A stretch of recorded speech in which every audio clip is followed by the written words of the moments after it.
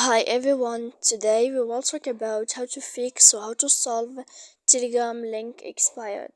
To know how to fix or how to solve Telegram link expired, you should just go to settings like this. We will click.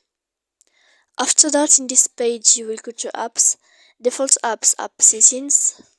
When you will see this list, you will go down to find the application of Telegram and you will enter. Then in this page here, you will go to click for stop. After that, you will enter to storage.